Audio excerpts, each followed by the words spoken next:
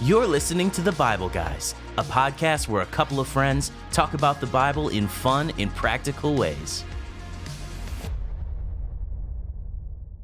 Hey everybody, it's The Bible Guys. Guess what? What? It's a big day. It is a big day. Yes, we're going to sing a happy birthday to Chris. What?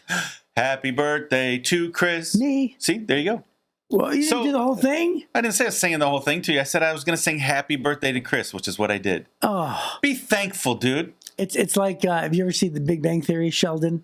Sheldon would have to have you complete it, right? Yeah. I did complete it. I did everything I said I was going to do. Well, hey, thank you, Jeff. Didn't I? I just want to not complain, but rather just embrace what you did. It is your happy birthday. Well, technically it's not today. It's the day that this airs. Yes. Yes, April 4th, 1971. So for the people listening, they're celebrating your birthday today. Thanks, people. Yes.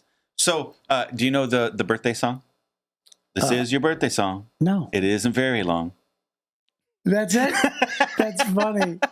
You know, That's see, great. I sang you 2 birthday songs. That's awesome. Right? Hey, and that's what the people wanted. I know the people want sing it. And Good so there you job, go. Jeff. There's 2 songs Way for to you. give the people what they 2 want. songs for you right there. That's so great. Yep. So how old are you? I'm 54, which is the age that you will turn in just a month. Yes. So much older than me. Yes.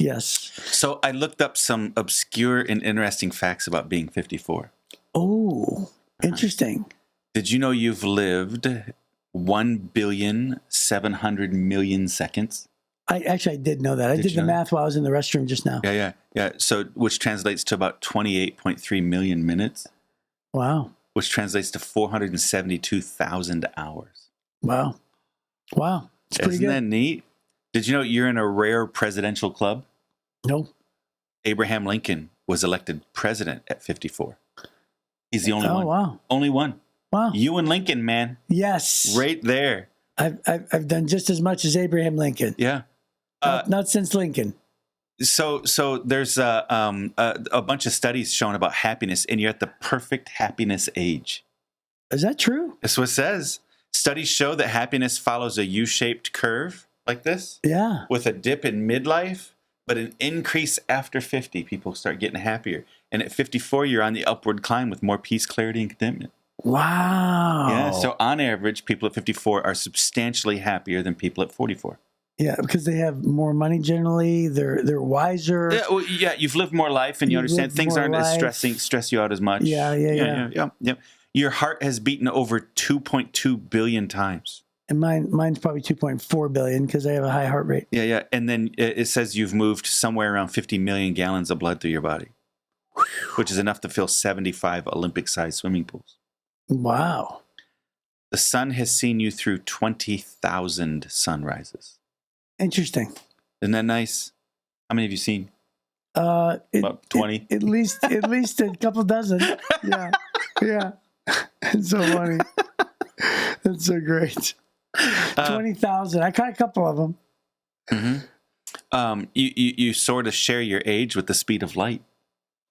So light travels 54,000 miles in a quarter of a second, meaning every time you blink, light has circled the Earth twice. Yeah, I'm not going to buy that one. You're not buying that one? My 54 years old has nothing to do with that. Okay. You've spent about 18 years sleeping. Oof, I believe that. About 6,500 nights of dreaming. This says you're at your peak brain power. Oh. So you understand, it's not getting any better than this, Chris. No. That's bad news. That is bad news. You've peaked. Wow. You've peaked. At this point, research suggests that in your early 50s, verbal intelligence, problem solving, and wisdom are at their highest. So at 54, your brain is sharper than ever, even if you sometimes forget where your keys are. That is so funny. Isn't that amazing? That's great. I'm glad they added that caveat at the end there. Yeah.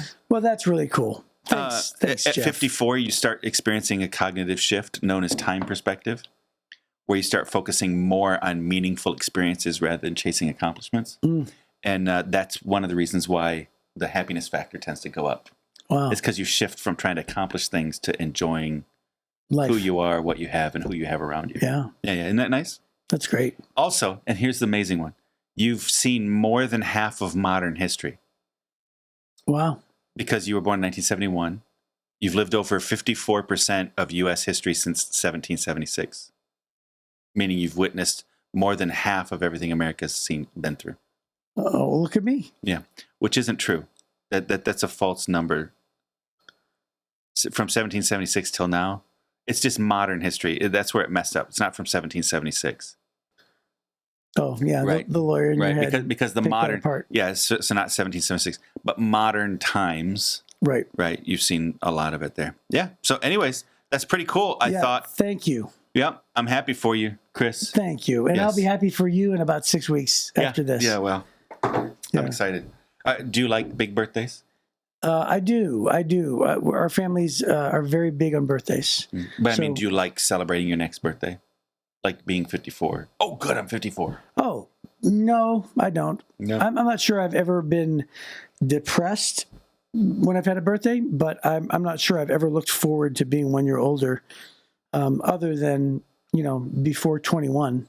Mm-hmm. After 21, I didn't look forward to Didn't any. care about it anymore. Well, I thought it was better to be the younger I'm always age. amazed. I made it another year. Right. So, yeah, that's always That's amazing. good. Good for you. Hey, we haven't even worked into our segment yet. That's what you were trying to do?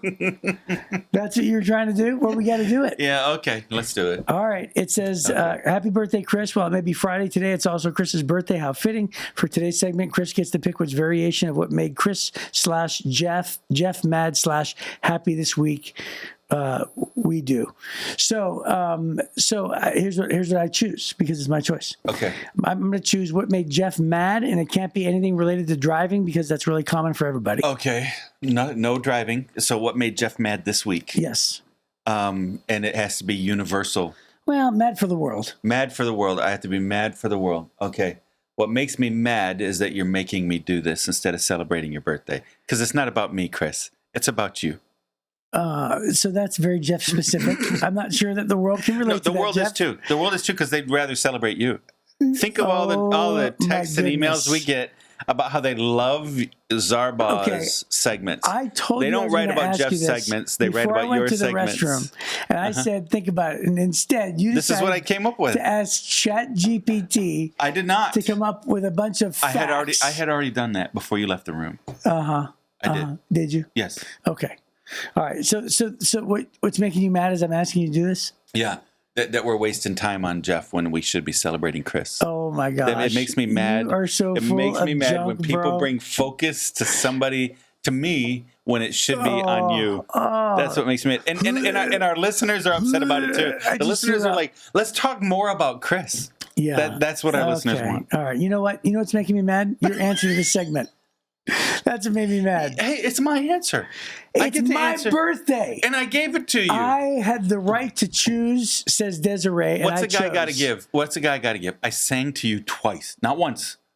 Twice. Wow. Twice. Wow. And then I shared amazingly encouraging things. Somehow. You are on the upswing on happiness. Somehow I'm supposed to be You are thankful. on the upswing. for everything You're at that the you peak did. of your mental acuity. It was very nice, but it's now I realize celebrated there's you. a shadow mission. And now I'm trying You have to a hidden agenda. I'm bringing focus to you and And your it's birthday. all about you. I know. Yes, it's avoiding what you It is don't not. want to do. It is not. It's what it is. No. You disguised all the nice things to avoid the thing that you That's didn't not true. want. I'm bringing focus to you, which is Somehow you it made it makes about me me, mad. It but makes it's about me mad. you. It makes me mad when the focus is supposed to be on me. I see.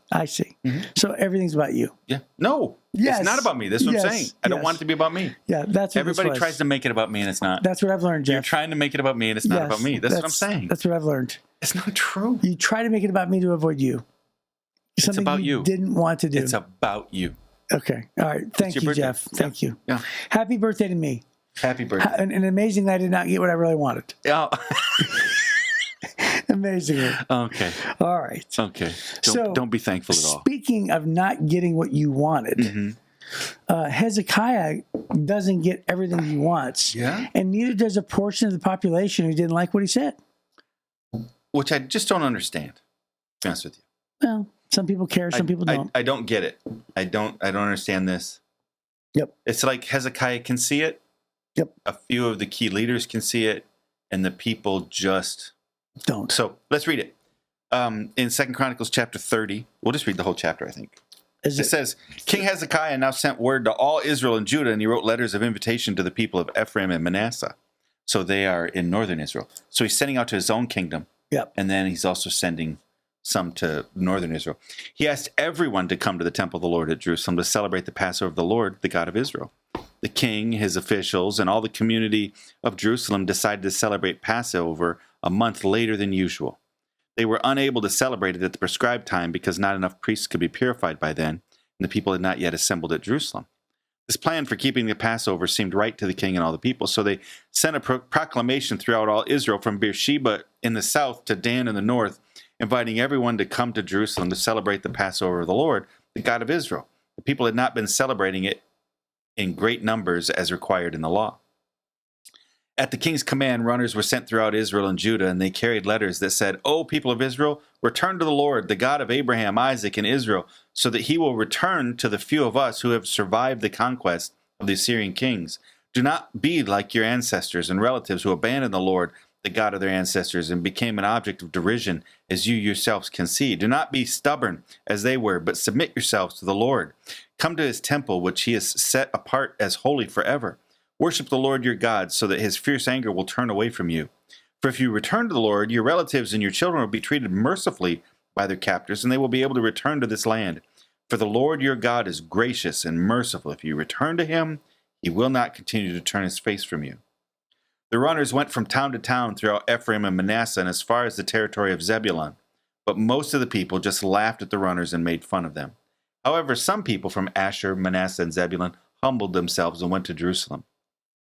At the same time, God's hand was on the people in the land of Judah, giving them all one heart to obey the orders of the king and his officials who were following the word of the Lord. So a huge crowd assembled at Jerusalem in mid-spring to celebrate the festival of unleavened bread. And they set to work and removed the pagan altars from Jerusalem, and they took away all the incense altars and threw them into the Kidron Valley. On the 14th day of the second month, 1 month later than usual, the people slaughtered the Passover lamb, and this shamed the priests and the Levites, so they purified themselves and brought burnt offerings to the temple of the Lord. Then they took their places at the temple as prescribed in the law of Moses, the man of God. The Levites brought the sacrificial blood to the priests, who then sprinkled it on the altar. Since many of the people had not purified themselves, the Levites had to slaughter their Passover lamb for them, to set them apart for the Lord. Most of those who came from Ephraim, Manasseh, and Issachar, and Zebulun had not purified themselves. But the king Hezekiah prayed for them, and they were allowed to eat the Passover meal anyway, even though this was contrary to the requirements of the law. For Hezekiah said, "May the Lord, who is good, pardon those who decide to follow the Lord, the God of their ancestors, even though they are not properly cleansed for the ceremony." The Lord listened to Hezekiah's prayer and healed the people. So the people of Israel who were present in Jerusalem joyously celebrated the festival of unleavened bread for 7 days. Each day, the Levites and priests sang to the Lord, accompanied by loud instruments. Hezekiah encouraged all the Levites regarding the skill they displayed as they served the Lord. The celebration continued for 7 days. Peace offerings were sacrificed, and the people gave thanks to the Lord, the God of their ancestors. The entire assembly then decided to continue the festival another 7 days, so they celebrated joyfully for another week. King Hezekiah gave the people 1,000 bulls and 7,000 sheep and goats for offerings, and the officials donated 1,000 bulls and 10,000 sheep and goats. Meanwhile, many more priests purified themselves. The entire assembly of Judah rejoiced, including the priests, the Levites, and all who came from the land of Israel, the foreigners who came to the festival, and all those who lived in Judah. There was great joy in the city, for Jerusalem had not seen a celebration like this, one since the days of Solomon, King David's son. Then the priests and Levites stood and blessed the people, and God heard their prayer from his holy dwelling in heaven. I love that. That's a lot. That's a lot of passage right there. I love it. Yeah, me too. And so what stands out to you? Just a bunch of everything, right? I mean...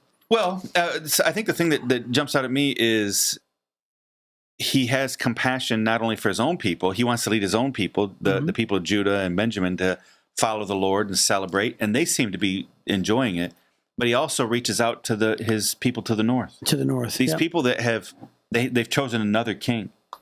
They've decided at times to even fight against the southern, or to ally themselves against, Judah and all these things. And he has compassion. He found the truth, and he wants them to know the truth too. And so he sends these runners to go and say, "Hey, if you would just turn from your sins, God will bless you. This doesn't have to keep going. Just come." And most ridiculed, even in their sin, even in their judgment, they're being persecuted.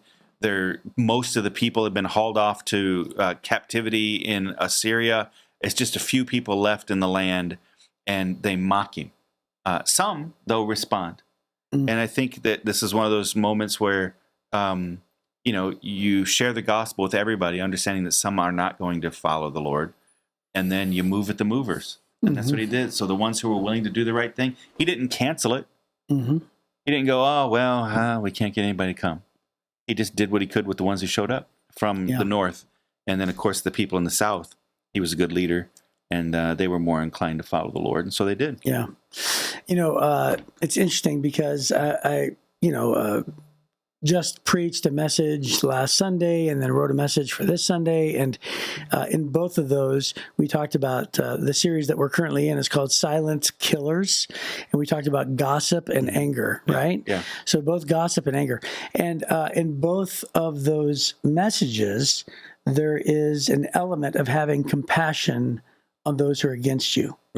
Right? Like the gossip people, the ones who gossip, and then the ones, that you're angry against. So both of those have this element of what you just described, which was, here he is looking at his, adversaries in the north, like you said, oftentimes pitted against each other, once a great nation, but now very different. And oftentimes scoffed at and all these different things. And what does he do? He has compassion. Why? Because you just said it out loud. You said he has the news, he has the answer, the good news, and he wants them to know it. Yeah. And there's something to be said about that, to look at your enemies, those perhaps who you don't necessarily run with or you like or you don't spend time with, and to have enough compassion. Because guess what? He didn't have to. Right. There's no skin off his back. There's no obligation to do it. Right. There's no expectation. There's no anything. Right. He does it because he's compelled by compassion. And that there's something to be said there about the heart of Hezekiah. And by the way, that is an overflow of Hezekiah's desire to serve God. Right. Because whose heart that really is? It's God's heart. Yeah. It's God's heart. Right. So the closer you get to God, the closer that your heart is going to beat and care for and love the things that God, loves and cares for and his heart beats for. Yeah. It's a really, it demonstrates his emotional maturity. It demonstrates his character. This is a good man. Yeah. Right? For sure. That these blessings aren't just for me. And then, by the way, God's blessings are unlimited. So it's not like if I give some of these blessings away, I'm not going to have enough blessing for me and my people. Right. It's, oh man, just come and bathe in all the overflow of God's blessing. Come and enjoy this, right? And some people get it, others didn't, but he wanted everybody to be able to be a part of it. And then it's interesting, again, it comes there, verse 17, a lot of the people hadn't purified themselves yet, but still a lot of the priests hadn't purified themselves yet. Right. And so even some of the people you would expect to be on board are they're late joiners. They're joining late.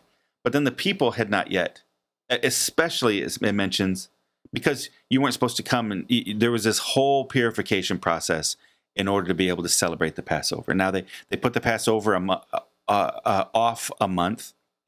They missed it by a month, but it was because they were getting started late. He was brand new as a king, and they had missed the deadline, but he wanted to honor God with the concept and the idea of we're going to purify ourselves, and we're going to acknowledge the fact that God's the one that set us free, and God's the one that has carried us through all the difficulties.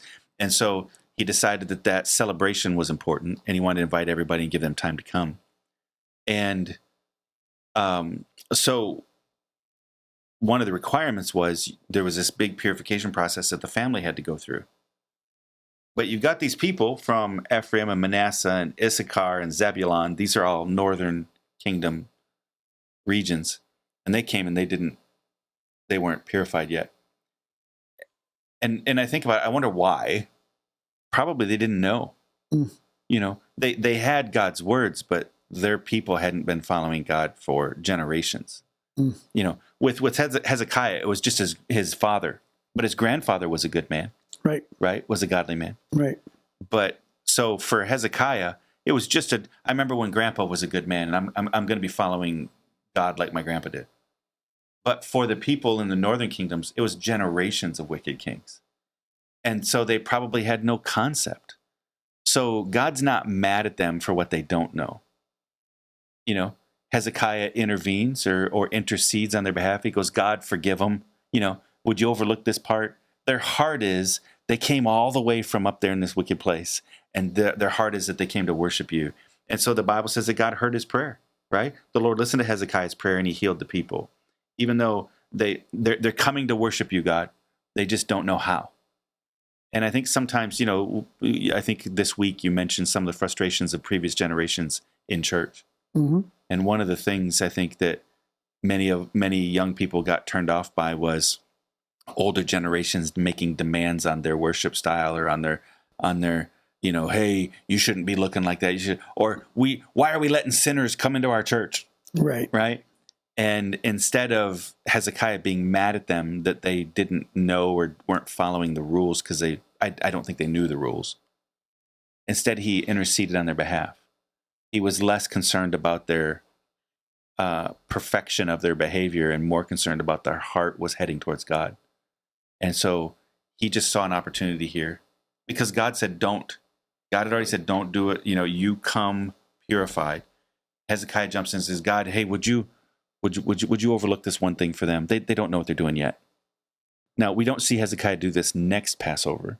He does it this one time, right? So that they can get educated, they can catch up. I think we just have to be patient with those young Christians that show up, that they surprise us because they have no knowledge or no understanding what they should do. Their heart is for the Lord, but they're still learning how to do the right thing, and that you see it even here in the context of the law, not in the context of grace. And God extends mercy because a godly leader intervened on their behalf. Yeah, I love it. So you just mentioned that Hezekiah's grandfather was a good man, and yet his father wasn't. So there's a lot of verses here that talk about worship too.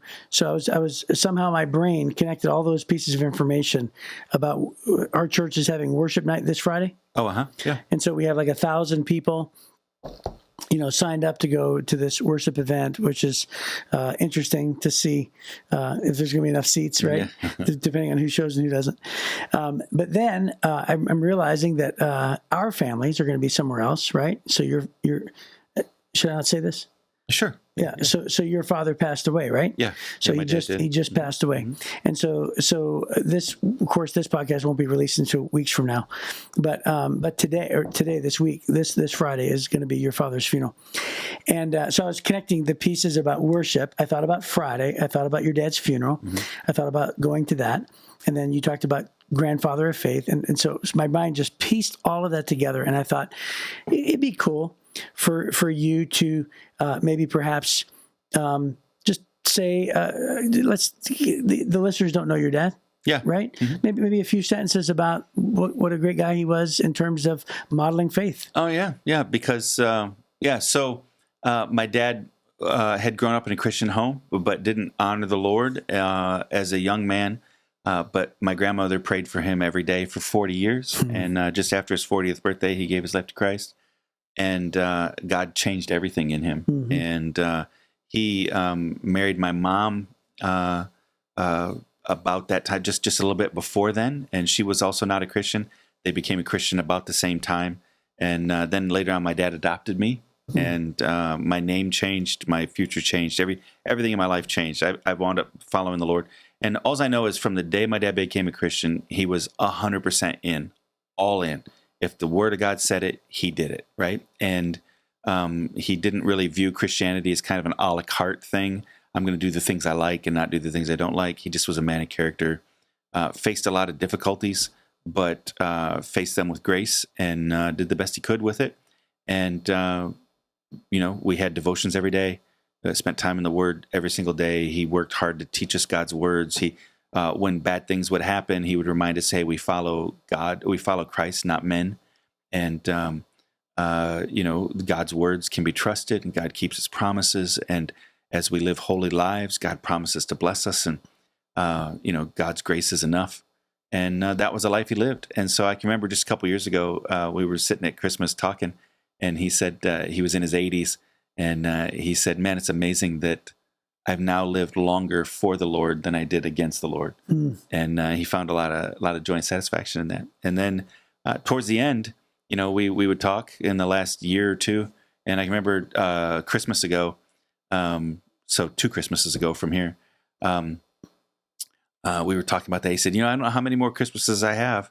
And he said, I always thought I'd be sad about that. He said, I'm not in a hurry to go, but the devil can't threaten me with heaven. Yeah. And I've used that phrase a lot, devil can't threaten me with heaven. That's how he viewed it. And so now he fell asleep. My mom was holding his hand and went to heaven.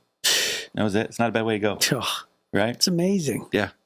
It's amazing. And so he's more alive today than he's ever been. That's right. And, all my brothers are all in ministry too. And so we're all coming back, celebrating. We're all going to participate in the funeral together. And I'm sharing the message. And That's great. That's great. Well, hey, cool. Thanks for that. And it's gonna be a great time of life celebration. That's the kind of funeral you walk away from and you go, wow. Yeah. Yeah. Right? Yeah. What a celebration. Well, every one of our listeners has the same decision my dad does. Right. My dad did, and that is you can change the direction of future generations. That's what Hezekiah was trying to do here. Mm-hmm. Right? You can change the direction that I should have gone versus the direction I showed up in. Two totally different things, and it was because of his all-in commitment. He didn't go halfway. Finally, in Hezekiah's generation, what did it say? It said there, it was the people that went out and they tore down the Asherah poles and they cut down the groves and they did all those things.